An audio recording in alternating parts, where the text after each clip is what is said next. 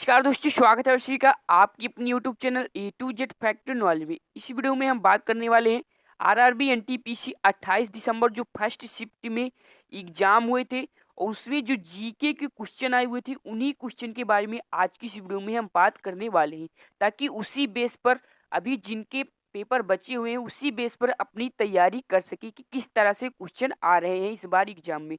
तो चलिए ज़्यादा देर करते आज की इस वीडियो को स्टार्ट करते हैं। दोस्तों यहाँ मैंने आपकी समय की बचत को देखते हुए सभी क्वेश्चन वन लाइनर लिए। तो पहला प्रश्न आपके सामने है, पृथ्वी दिवस कब मनाया जाता है? तो दोस्तों पृथ्वी दिवस जो है वो 28 अप्रैल को मनाया जाता है। फिर दूसरा प्रश्न है, स्वराज मेरा जन्मसिद्ध अधिकार है, यह नारा किसने दिया था? तो दोस्तों यह जो नारा है वो बाल गंगाधर तिलक ने यह नारा दिया था।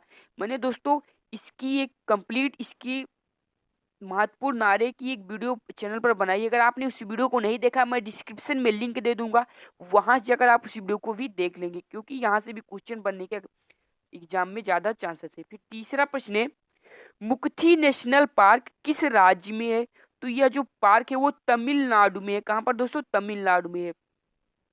फिर चौथा प्रश्न है, डीएनए का डबल हेलिक्स मॉडल किसने दिया था?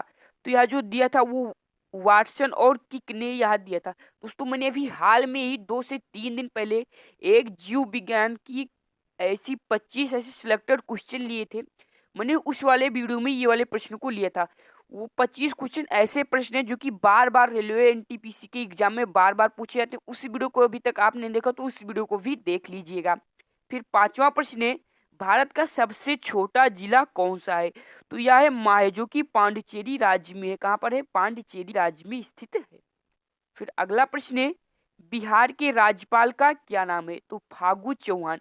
दोस्तों यहाँ से आपको एक प्रश्न जरूर देखने को मिलता है, या तो राज्यपाल पूछ लेगा, या तो मुख्यमंत्री, या तो राजधानी। अगर आपने इसको भी नहीं देखा है तो मैंने भी इससे पहले जो वीडियो हमारे चैनल पर है अपलोड है, वो राज्यपाल, मुख्यमंत्री, राजधानी, लोकसभा, राज्यसभा और विधानसभा सीटों के साथ बहुत अच्छे तरीके से बहुत कम समय में सभी राज्यों की मैंने वहां पर डिस्कस की है। तो आप भी इस वीडियो को देख लीजिएगा। फिर अगला प्रश्न है, सबसे लंबा राष्ट्रीय राजमार्ग कौन सा है? तो ये NH 44 है। दोस्तों अगर आपने अभी तक एनटीपीसी का एग्जाम नहीं दिया है और आगे जब देने जाएंगे तो आपको अगर जो एग्जाम में प्रश्न देखने को मिलते हैं तो आप इस नंबर पर, इस व्हाट्सएप नंबर पर आप प्रश्न को जरूर शेयर करिएगा, ताकि मैं आगे वीडियो बना सकूं, ताकि और भी बच्चे उसी बेस पर अपनी तैयारी कर सके। तो ये व्हाट्सएप नंबर है, आप इस व्हाट्सएप नंबर पर आप क्वेश्चन को शेयर कर सकते हैं। बढ़ते हैं अगले प्रश्न की ओर। अगला प्रश्न कह रहा है हमारा, बंगाल विभाजन कब हुआ था? तो दोस्तों यह 16 अक्टूबर 1905 को बंगाल विभाजन हुआ था। फिर अगला प्रश्न है, राज तरंगिणी के लेखक कौन है? तो दोस्तों ये कलहड़ जो है ये राज तरंगिणी के लेखक हैं। फिर अगला प्रश्न है, सजल नदी किस दर्रे से होकर गुजरती है? तो यह जो है वो सिपकिला दर्रे से होकर गुजरती है। कहाँ से होकर गुजरती है? सिपकिला दर्रे से होकर गुजरती है। अगला प्रश्न है, पानीपत की लड़ाई, सॉरी दोस्तों, पानीपत की दूसरी लड़ाई कब हुई थी? तो ये जो हुई थी वो 1556 ईस्वी में हुई थी। कब हुई थी दोस्तों? 1556 ईस्वी में पानीपत की दूसरी लड़ाई हुई थी। अब यहाँ से आपको ये भी प्रश्न बन सकता है कि पानीपत की पहली लड़ाई कब हुई थी? तो 1526 ईस्वी में पानीपत की पहली लड़ाई हुई थी और दूसरी लड़ाई 1556 में हुई थी। फिर अगला प्रश्न है, भ्रूण को फूड यानी कि भ्रूण को भोजन कहाँ से मिलता है? तो यह जो मिलता है वो प्लेसेटा से भ्रूण को भोजन मिलता है। फिर अगला प्रश्न ये आया हुआ था जो वो ये था कि 55वां ज्ञानपीठ पुरस्कार किसे दिया गया था? तो यह जो दिया गया था अक्कीथम नंबूदरी को दिया गया था। किसको दिया गया था? अक्कीथम नंबूदरी को दिया गया था। यहाँ थोड़ा टाइपिंग में मिस्टेक हो गया है, आप नोट कर लीजिएगा। अक्कीथम नंबूदरी को 55वां ज्ञानपीठ पुरस्कार दिया गया था। अगला प्रश्न जो कि कंप्यूटर से आया हुआ था वो ये था, बहुत ही इजी भी प्रश्न था। कहता कंप्यूटर का मस्तिष्क किसे कहा जाता है? तो CPU को कंप्यूटर का मस्तिष्क कहा जाता है। मैं आशा करता हूँ सभी बच्चे इस वाले प्रश्न का राइट आंसर जरूर बताए होंगे। सीपीयू का पूरा नाम हो जाएगा सेंट्रल प्रोसेसिंग यूनिट। बढ़ते हैं अगले प्रश्न की ओर। अगला प्रश्न देखते हैं। अगला प्रश्न था भारत का सबसे युवा राष्ट्रपति कौन है? तो ये जो है नीलम संजीव रेड्डी भारत के सबसे युवा राष्ट्रपति हैं। फिर अगला प्रश्न है चिकनकारी किस राज्य से संबंधित है? तो ये उत्तर प्रदेश से संबंधित है। कहाँ से? उत्तर प्रदेश से संबंधित है। अगला प्रश्न है पहली वंदे भारत एक्सप्रेस ट्रेन किन दो शहरों के बीच चलाई गई थी? तो यह जो ट्रेन चलाई गई थी वो दिल्ली से वाराणसी के बीच चलाई गई थी। यह क्वेश्चन रेलवे बार बार अपने सभी एग्जामों में पूछता है।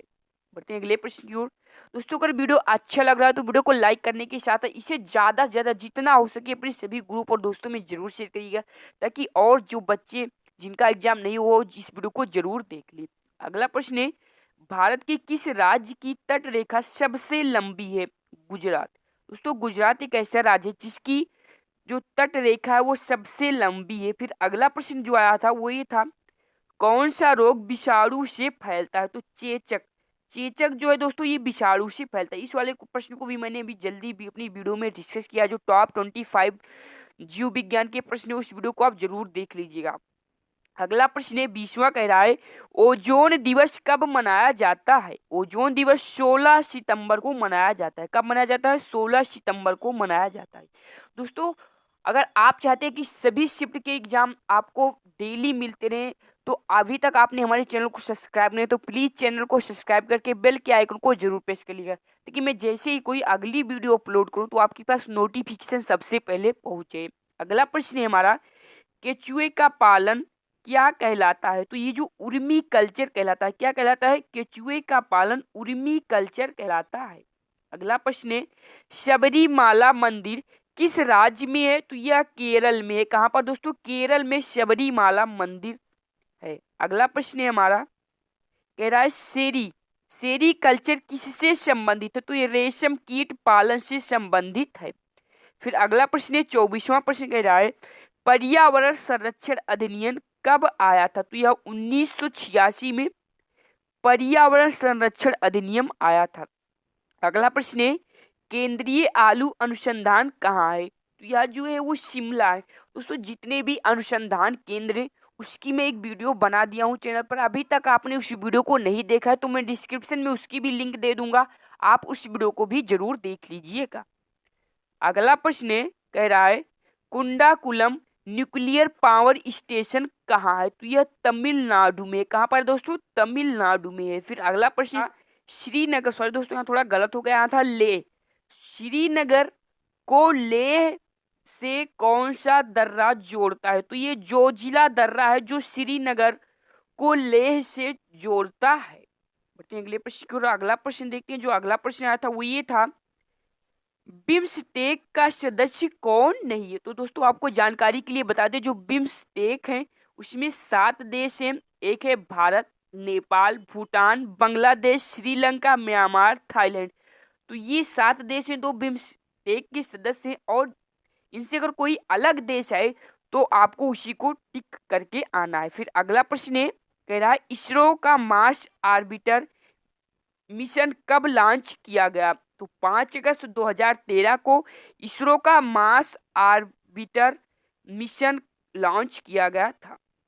बटे नेक्स्ट प्रश्न की ओर। अगला प्रश्न देखते हैं। अगला प्रश्न जो आया था वो ये था कि लोकसभा में अधिकतम सीटों की संख्या कितनी है?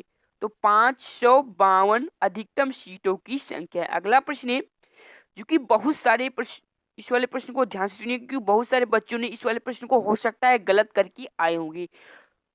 कह रहा है पृथ्वी पर किसी व्यक्ति का द्रव्यमान मास 60 किलोग्राम है तो चंद्रमा पर क्या होगा? तो इसका राइट आंसर हो जाएगा 60 किलोग्राम होगा। बहुत सारे बच्चों इसका राइट आंसर 30 किलोग्राम करके आएंगे, जो कि गलत है। पृथ्वी पर किसी व्यक्ति का अगर द्रव्यमान 60 किलोग्राम है तो चंद्रमा पर भी जो उसका द्रव्यमान होगा वो 60 किलोग्राम ही होगा। बढ़ते हैं अगले प्रश्न की ओर। अगला प्रश्न देखते हैं। अगला प्रश्न कह रहा है खालसा पंथ की स्थापना किसने की थी? तो गुरु गोविंद सिंह ने खालसा पंथ की स्थापना की थी। जितने भी स्थापना है उनको आप जरूर नोट कर लीजिए, याद कर लीजिएगा, वहां से भी आपको प्रश्न 1% देखने को मिलेंगे एग्जाम में। अगला प्रश्न है, प्रार्थना समाज की स्थापना किसने की थी? तो इसकी जो स्थापना की थी वो महादेव गोविंद रनाडे और डॉक्टर आत्मरंगा पाटुरंगा ने की थी। अगला प्रश्न है हमारा, तीसरे खेलो इंडिया यूथ गेम्स का आयोजन कहाँ हुआ था? तो गुवाहाटी, जो कि असम में है। कहाँ पर दोस्तों? असम में है, वहां पर हुआ था तीसरे खेल यूथ गेम्स का आयोजन। बताइए नेक्स्ट प्रश्न की ओर। अगला प्रश्न देखते हैं अपना। अगला प्रश्न जो आया था वो ये था, विश्व पर्यावरण दिवस 2020 की थीम क्या थी?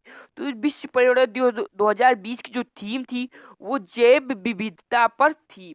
और अगर यही पूछ लेता विश्व पर्यावरण दिवस कब मनाया जाता है, तो 5 जून को विश्व पर्यावरण दिवस मनाया जाता है। तो दोस्तों ये थे 28 दिसंबर 2020 RRB NTPC group D, sorry दोस्तों, आरआरबी एनटीपीसी के एग्जाम में फर्स्ट शिफ्ट में आए हुए क्वेश्चन थे जो कि आपकी समझ हमने डिस्कस किया। आशा करता हूं आपको हमारा वीडियो जरूर अच्छा लगा। वीडियो अच्छा लगा तो वीडियो को ज़्यादा से ज़्यादा लाइक करें और शेयर करें, और चैनल पर पहली बार आए तो चैनल को सब्सक्राइब करके इस बेल के आइकन को जरूर प्रेस करें। और हाँ, आज की इस वीडियो की पीडीएफ को डाउनलोड करना चाहते हैं तो मैंने डिस्क्रिप्शन में लिंक दिया, वहां जाकर आप हमारा टेलीग्राम ग्रुप ज्वाइन करके आज की इस वीडियो की पीडीएफ को डाउनलोड कर सकते हैं। मिलते हैं फिर नेक्स्ट वीडियो के साथ, तब तक के लिए इजाजत। जय हिंद, जय भारत।